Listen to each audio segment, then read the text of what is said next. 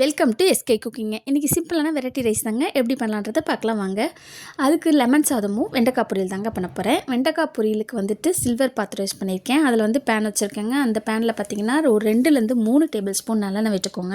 நல்லெண்ணெய் விட்டதுக்கப்புறம் 1 table spoon கடுகு உளுந்து பருப்பு போட்டுக்கோங்க. 1/2 டேபிள் ஸ்பூன் தோல் உளுந்து போட்டுக்கோங்க.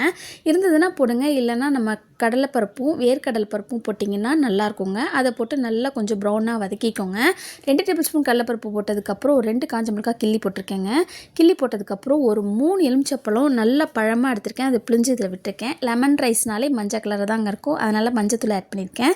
1/4 டேபிள் ஸ்பூன் பெருங்காயத்தூளும் ஒரு கொத்து கருவேப்பையும் போட்டுக்கோங்க. இப்போ இந்த சைடு வந்துட்டு இந்த சில்வர் பாத்திரத்தில் நான் வெண்டைக்காய் பொரியல் தாங்க பண்ண போகிறேன். இதில் வந்து ஒரு 2 டேபிள் ஸ்பூன் எண்ணெய் விட்டுருக்கேன். இதில் கடுகு உளுந்த பருப்பு 1 டேபிள் ஸ்பூன் போட்டுக்கோங்க. ஒரு 1/4 டேபிள் ஸ்பூன் சீரகம் போட்டுக்கோங்க. ஒரு வெங்காயம் ஒரு கொத்து கருவேப்பிலையும் இதில் ஆட் பண்ணிக்கலாங்க. இதை ஒரு பக்கம் வதக்கட்டுங்க. அதுக்குள்ளே நம்ம லெமன் சாதத்துக்கு தேவையான சால்ட்டும் இதில் போட்டுக்கலாங்க. வெங்காயம் வந்து இப்போ நல்லா வதங்கிருச்சுங்க. இப்போ வதங்கினதுக்கப்புறம் பார்த்தீங்கன்னா ஒரு 1/4 டேபிள் ஸ்பூன் வெங்காயத்தில் நான் மஞ்சத்தூள் ஆட் பண்ணிக்கிறேங்க. இப்போ கட் பண்ணி வச்சுருக்க வெண்டைக்காவை இதில் சேர்த்து சால்ட்டு இதுக்கு தேவையான சால்ட்டும் ஆட் பண்ணிக்கலாங்க.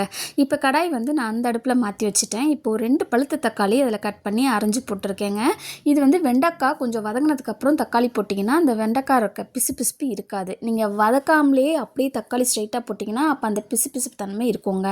இப்போ தக்காளியும் நல்லா வதங்கிருச்சு. இதுக்கு நான் 1 டேபிள் ஸ்பூன் குழம்பு மிளகாத்தூள் தான் போட்டிருக்கேங்க. இதையும் நல்லா ஒரு வதக்கிட்டு சிம்லேயே வச்சு அப்படியே மூடி வச்சு விட்டுருங்க. அப்படியே இது ஒரு பக்கம் வேகட்டும். நம்ம அந்த சைடு கேப்பில் லெமன் சாதம் கிளறி எடுத்துகிட்டு வந்து வச்சாச்சுங்க. இப்போ பார்த்திங்கன்னா நல்லா நமக்கு வெண்டைக்காய் வந்துட்டு நல்லா ஃப்ரை ஆகி வந்துருச்சு. இப்போ நம்ம டிஃபன் பாக்ஸில் பேக் பண்ணிக்கலாம். பேக் பண்ணி வச்சாச்சுங்க. இந்த வீடியோ பிடிச்சிருந்தனா லைக் பண்ணுங்கள், ஷேர் பண்ணுங்கள், கமெண்ட் பண்ணுங்கள், சப்ஸ்கிரைப் பண்ணுங்கள். கூடவே பெல் பட்டனை கிளிக் பண்ணுங்கள். நீங்களும் இப்படி தான் பண்ணுவீங்களான்றதை கமெண்ட் பண்ணுங்கள். பாய்.